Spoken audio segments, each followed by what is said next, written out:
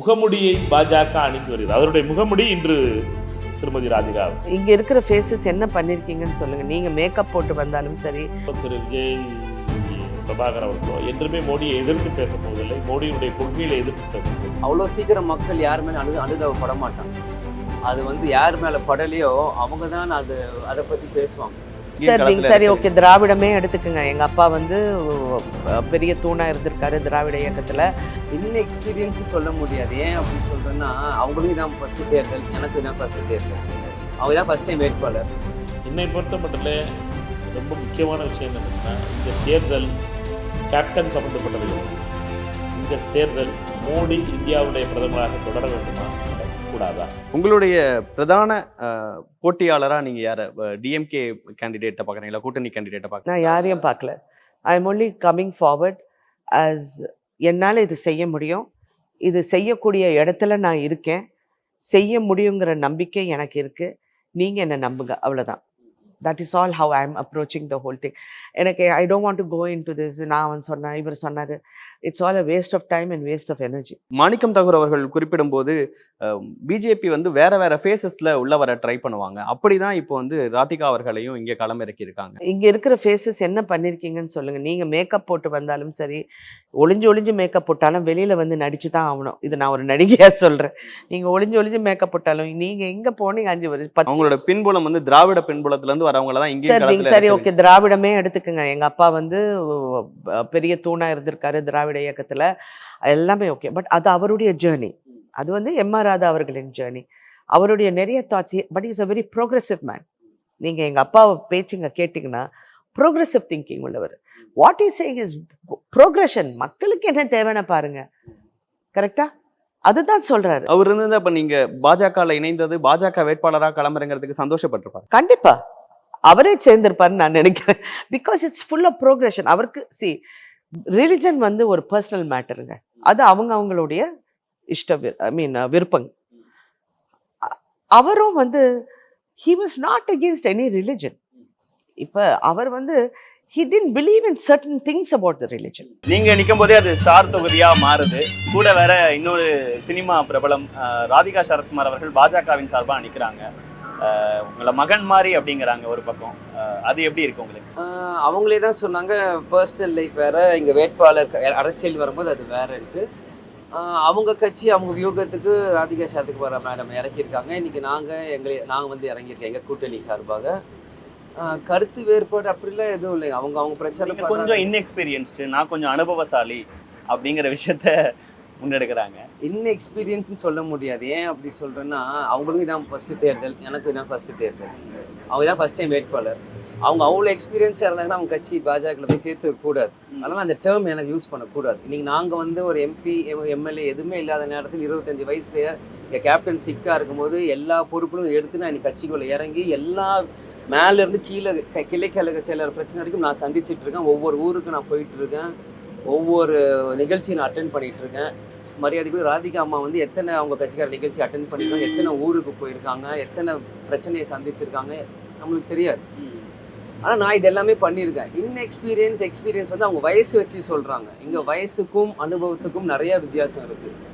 இன்னைக்கு நம்மளுக்கு பார்த்தீங்கன்னா 25 வயசுல கூட எம்பி ஆகலாம். அதுக்கான தகுதி அது ரூல்ஸ் இருக்குது. இன்னைக்கு 18 வயசுல கார் ஓட்டலாம், ஓட்டு போடலாம், எல்லாமே பண்ணலாம்.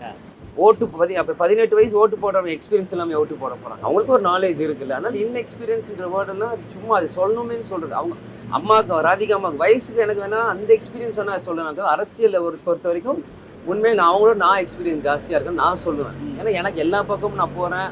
கடந்த 7-8 வருஷமா ஒரு மாசத்துக்கு ஒரு 4 பிரேமலதா அவர்கள் குறிப்பிடும் போது விஜயகாந்த் 8 அடி பாஞ்சா விஜயபிரபாகரன் 16 அடி பாய்வாருன்னு சொல்லியிருக்காங்க. நான் ரெடி தான், 32 வாட்டி கூட பாய நான் தயாராக தான் இருக்கிறேன். அதுக்கு நான் எதுக்குமே நோ சொல்ல. நான் உண்மையிலேயே என்னால் முடியும். நான் அதுக்கு நான் இப்படி பேசுனா ரொம்ப கான்ஃபிடென்ட்டாக பேசிடுவாப்புல, அது திமிரா பேசுறாப்புல பிம்பத்துக்கு போயிடும். அதனால நான் செயலில் காமிக்க விரும்புகிறேன். கேப்டனுடைய மறைவை வச்சு ஒரு அனுதாப வாக்குகளை வாங்க விஜயபிரபாகரன் முயற்சி பண்றாரு.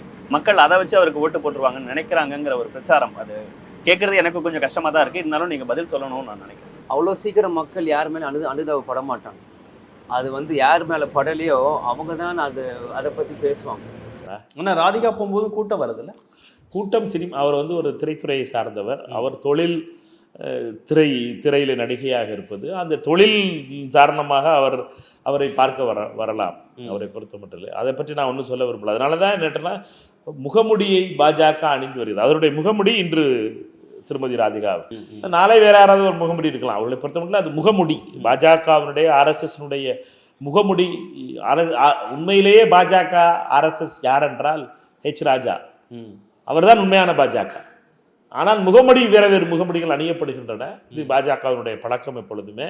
அந்த முகமுடியை மக்கள் உணர்ந்து கொள்வார் என்று நம்புகிறேன். என்னை பொறுத்த மட்டுமே பாஜக இங்கு களத்திலே நான் பேசுவது எல்லாமே மோடி எதிர்த்து தான் பேசிட்டு இருக்கேன். என்னோட பிரச்சாரமே நான் வந்து பார்க்கும்போது ஒரு 3 விஷயங்களை மக்கள்கிட்ட குறிப்பிட்டேன். மோடியை மட்டும்தான், மோடி அரசினுடைய அட்டூழியங்களும் மோடி அரசினுடைய கொடுமைகளையும் மட்டும்தான் பேசிக்கிட்டு இருக்கோம். உங்க கேம்பெயின்ல ஏடிஎம்கே பத்தியே பேச மாட்டீங்களே. ஏடிஎம்கே எதிர்கட்சியா உங்களுக்கு தகுந்த அளவுக்கு பலமா இல்லைன்னு நினைக்கிறீங்களா? இல்ல நீங்க ஏன் அவங்களை கன்சிடர் பண்ண மாட்டீங்க? ஏன் பேச மாட்டீங்க? இல்ல, மோடியை டேடியா ஏற்றுக்கொண்டவர்கள் அவர்கள். முன்னாள் அமைச்சர் திரு ராஜேந்திர பாலாஜி ஒரு இதே தொகுதிக்காரர், அவர் சிவகாசிக்காரர். அவர் தான் தொகுதி பொறுப்பாளர் கூட அதிமுகவுக்கு, தேமுதிகவுடைய வேட்பாளருக்கு. அவர் மோடியை டேடின்னு சொன்னார். என்னுடைய டேடி மோடின்னு சொன்னார்.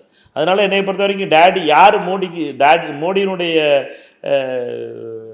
மோடியை டேடியாக ஏற்றுக்கொண்டவர்களை பற்றி பேசுகிறது வந்து, மோடியை பேசிக்கிட்டு இருக்கும்போது மோடியை டேடியாக ஏற்றுக்கொண்டவர்களையும் சேர்த்து தான் பேசிக்கிட்டு இருக்கோம். அவர்களை பொறுத்த மட்டும் என்றும் அவர்கள் மோடிக்கு எதிர்ப்பாக செல்லவில்லை. நீங்கள் அவர்களை பொறுத்த மட்டும் திரு ராஜேந்திர பாலாஜி அவர்களோ திரு விஜய் பிரபாகர் அவர்களோ என்றுமே மோடியை எதிர்த்து பேசப் போவதில்லை. மோடியினுடைய கொள்கைகளை எதிர்த்து பேசப் போவதில்லை. நேற்று பிரேமலதா அவர்கள் கூட்டணிக்கு வர சொல்லி மிரட்டினாங்க, வங்கி கணக்குகளை முடக்குனாங்கிற அளவுக்கு ஹாஷா பேசுறாங்க. அதிமுக எடப்பாடி பழனிசாமியே பாஜக எதிர்ப்புல கூட்டணியில் இருந்தபோது சில சமரசங்களுக்காக பேசாம இருந்தோம், இப்ப நாங்க பேசுறோங்கிறாரு. அப்போ உங்களுக்கு எதிராக பாஜக எதிர்ப்பு வாக்குகள், நீங்க இவ்வளோ விஷயங்களை முன்வைக்கும் போது பாஜக எதிர்ப்பு வாக்குகள் அதிமுகவுக்கும் ஸ்பிளிட் ஆகிறதுக்கு வாய்ப்பு இருக்குல்ல? அதுவும் விஜய் பிரபாகரன், கேப்டன் விஜயகாந்த் அவர்களுடைய மகன், அவர் சமீபத்தில் தான் இறந்திருக்காரு. அவர் மக்கள்கிட்ட பேசும்போது அவர் இறந்து 100வது நாள் கூட நான் அங்கே போகலை, உங்க கூட நிற்கிறேன்னு எமோஷனலாலாம் பேசுறாரு. மக்கள் அதோடையும் கனெக்ட் ஆவாங்கல்ல? என்னை பொறுத்த மட்டும் ரொம்ப முக்கியமான விஷயம் என்னன்னா, இந்த தேர்தல் கேப்டன் சம்பந்தப்பட்டது கிடையாது. இந்த தேர்தல் மோடி இந்தியாவுடைய பிரதமராக தொடர வேண்டுமா கூடாதா? நான் தேர்ந்தெடுக்கப்பட்டால் மோடிக்கு எதிரான ஒரு குரலாக எப்படி இருந்தேனோ அதை போல இருக்க போகிறேன். திருமதி ராதிகா தேர்ந்தெடுக்கப்பட்டால் அவர் மோடிக்கு ஆதரவாக இருக்க போகிறார். திரு விஜய் பிரபாகர் தேர்ந்தெடுக்கப்பட்டால் மக்களால் அவர் பாஜகவிற்கும் மோடிக்கும் ஆதரவான குரலாக இருக்க போகிறார். மக்கள் இப்பொழுது மோடியா இல்லையா, மோடியா ராகுலா என்பதுதான் கேள்வி அவர்களிடம். என்னை பொறுத்த மட்டும் இதில் டிபேட் பண்ண வேண்டியதில்லை கேப்டனை பற்றி. பட் இந்த தேர்தல் என்பது மோடி பிரதமராக இருக்க வேண்டுமா இருக்கக்கூடாது, இதுதான் தேர்தலோட. அவங்களும் ஆன்டி பிஜேபி ஸ்டாண்ட் தானே சார் எடுத்திருக்காங்க. கூட்டணியில் இல்லை. அவர்கள் எப்பொழுது வேண்டுமானாலும் அண்ணன் எடப்பாடி பழனிசாமி ஏதாவது ஒரு இடத்துல மோடியை திட்டி பேசுறாரா? மோடி பண்ற அட்டூழியங்களை பற்றி பேசுறாரா? மோடியோட இடி சிபிஐ இதை பற்றி தவறு செய்யறதை பற்றி பேசுறாரா? இதை மோடியை பொறுத்த வரைக்கும் மோடி மீண்டும் பிரதமராக வரக்கூடாது என்று பேச தில் இருக்கிறதா எடப்பாடி பழனிசாமி அவர்களுக்கு? இல்லையே. அவர்களை பொறுத்த மட்டும் அவர்கள் மோடியை பற்றி பேச மாட்டார். அவர் பேசுவதெல்லாம் இந்தியா கூட்டணி, திரு ஸ்டாலின் அவர்களை பற்றி தான் பேசிக் கொண்டிருக்கிறார்கள். அவர்களை பொறுத்த மட்டும் மோடியை பற்றி பேசவில்லை.